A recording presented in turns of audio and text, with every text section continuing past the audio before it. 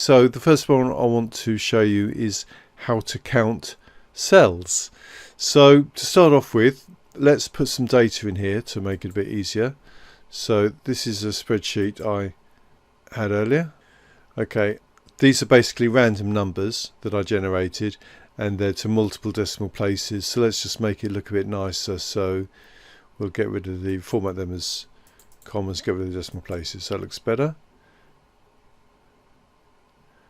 So it's just location, name. Now these, if you're interested, these names are actually the top 400 names of babies born in the USA in the 70s. So as you see, the most popular name is Michael, followed by Jennifer.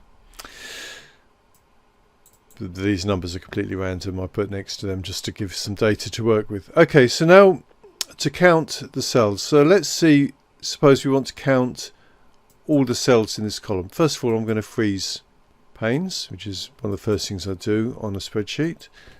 Now I press end, down arrow, and now, okay, so now we can go to this cell and count the number of cells above it with data in. So let's do a formula. So the easiest way to do a formula is just click on the FX there, which says insert function. And here it comes up with the insert function box. So let's say, so let's just type in here what we want to do. So count the number of cells. Count cells. Press go. And here, Excel is so helpful here because it suggests different ones you can do. I think, well, let's go to the basic one, which is count. And then it counts the number of cells in a range that contains numbers. So in other words, it doesn't count any blank cells, although you can do that with the count blank command. So let's count these cells first of all, shall we? So press OK. So we've selected that function. And then Excel very helpfully comes up with this little box we can use, so we can just enter data in here. So it's given a suggested range of C2 to C406. So C2 is the first item with a value in it. So let's just also scroll down to the bottom and we can see 406 is just the line above where we've done this cell. So yes, that looks fine. Let's use that range. Click on OK. And it actually tells you there the number it's going to give you, because it knows already without you pressing enter. It's going to tell you 401, and we know that's correct because the last number there is 402, and this one is text. It's a data label, so it doesn't count that one. So it starts in row 2, so number 402, so that's 401 cells that contain data. So we already know it's going to give us the right answer. There we go. And we can also, you can see the formula up there. And you can also, of course, copy it to the right if you want, and you get the same number in every column, 401. And then if we did one down here, of course, it would be 402 because it includes that one. So let's try that. So FX. Now, because we just used count, it's already selected there. These are the most recently used, so OK. And it's already got the suggested range.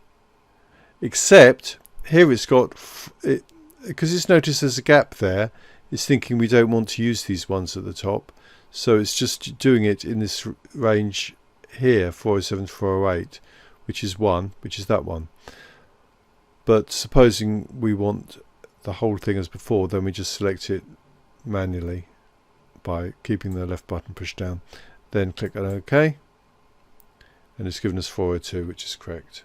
So if we type words in here, this does not count. If we were to type a number in here, this would count. You see it's increased everything. So that's how to count cells with values in. We'll just look at maybe another quick cell count command. So just type count in there and see what it comes up with. Count A counts the number of cells in a range that are not empty. So this would include text as well. So if we do this one, that's come up with the value R. Okay, so because there's nothing in the row above that, Excel is assuming, and there's something in that cell even though it's to the left of it. That is why Excel is choosing that as the one it's suggesting. But we suppose we want the range to be all this up to the top. So it's going to include keep the text at the top now, and 403. So it is all those 402 plus that one. And let's do another one. Equals count, go, and then it gives you these ones. Let's do blank counts the number of empty cells in a specified range of cells. So if we do 1, 2, 3, 4, 5. So let's do that one. Okay. It's confused about the range now. It just doesn't know. It's taking those two, which we know is 0 because they've both got something in. So let's do this again to the top, and I think the answer is 5. Yeah, 5 cells there. 5 blank cells in that range. There we go. So let's say count cells in Excel.